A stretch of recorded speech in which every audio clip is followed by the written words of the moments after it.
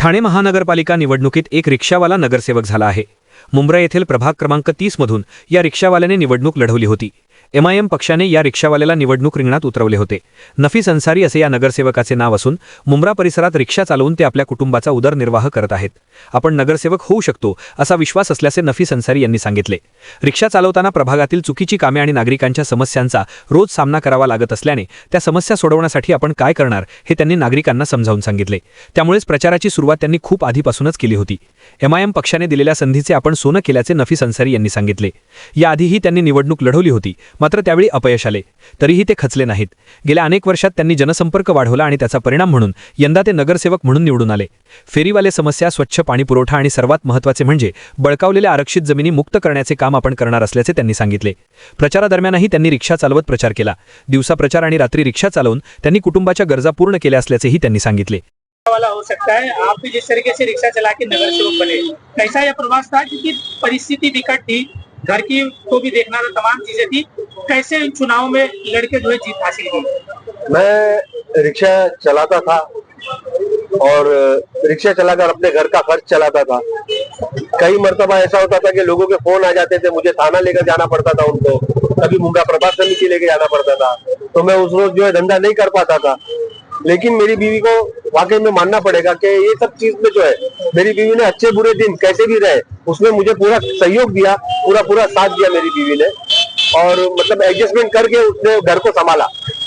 कभी मुझे टोका नहीं, कभी मुझे रोका नहीं। और रिक्शा के साथ साथ मुझे सबसे बड़ा बेनिफिट क्या था कि मैं रिक्शा चला रहा हूँ, मुझे कॉल आया कि नफीस भाई ऐसा ऐसा काम है, ठीक है भाई आप कहाँ पर है, मैं आता हूँ। तो मैंने कभी लोगों को अपने ऑफिस में नहीं बुलाया, क्योंकि मेरी कोई ऑफिस ही नहीं थी।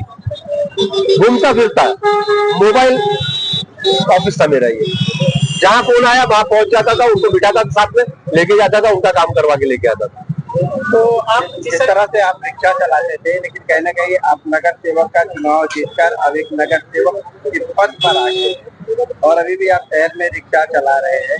किस तरह की चुनौतियां आपने झेली है यहाँ तक पहुँचने की? चुनौतियां तो आप इस्लामुद्दीन भाई, आपको पता होगा कि मैंने 2007 में पहला इलेक्शन लड़ा था, फिर 2012 में लड़ा था, फिर 2014-15 का बाई इलेक्शन इसी प्रभाग से लड़ा हूं मैंने सारे। अब जाके लोगों ने जो है मेरी मेहनत का मेहनताना मुझे दिया है। लोगों ने अब मुझ पर विश्वास दिखाया है। इंशाल्लाह मैं उनके विश्वास पे खरा उतरने की पूरी कोशिश करूंगा। और तकलीफें तो कई झेलनी पड़ी, अब क्या बताऊं मैं, क्योंकि घर भी संभालना था, लोगों के समाज सेवा भी करनी थी, लोगों की खिदमत भी करनी थी, दोनों चीजों को एक साथ करना थोड़ा डिफिकल्ट। तो आप सभा में किस तरह से उठाएंगे, क्या क्या? बिल्कुल बेबाकी से उठाएंगे, क्योंकि आज पिछले नगर सेवकों ने वही तो नहीं किया। उन्होंने जहां बोलना चाहिए था महासभा में, वहां पर ना बोलते हुए रास्तों पर जगह जगह पे धरने आंदोलन के सिवा कुछ नहीं किया। उनको रास्तों पर धरने आंदोलन से ज्यादा जो है ना महासभा में बोलना चाहिए था। हम बोलेंगे, हम 5 जो चुन के आए ना यहाँ से, ऑल इंडिया मजलिस इत्तेहादुल मुस्लिमीन के नगर सेवक, हम 5 महासभा में बोलेंगे, सड़कों पर नहीं ज्यादा बोलेंगे। हम कौन से मुद्दे रहेंगे, कौन से विकास के काम अब तक यहाँ पे नहीं हो पाए? इस शहर में विकास नाम की चीज ही नहीं है। विकास का वहां से शुरू करना पड़ेगा, ऐसा मामला है। ना नानी पार्क है, ना गार्डन है, ना प्ले ग्राउंड है, ना बच्चों के खेलने के लिए कोई जगह है, ना ढंग का कोई मोहल्ला क्लिनिक कहीं नहीं है, कहीं जिम नहीं है, कहीं पर लाइब्रेरी नहीं है, यहाँ तक के लीगल मार्केट नहीं है। अरे लीगल मार्केट भी छोड़ो, चलो मैं आपको बता दूं, पूरे रास्ते पर एक सिग्नल नहीं है, कहीं पे पब्लिक के लिए शौचालय नहीं है, एक एकलौता एक फ्लाईओवर ब्रिज है, उसको कलर नहीं कर पाए लोग। देख लो आप, उसका कलर उतरा हुआ है पूरा। तो ये सारे काम इंशाल्लाह हम लोग करेंगे।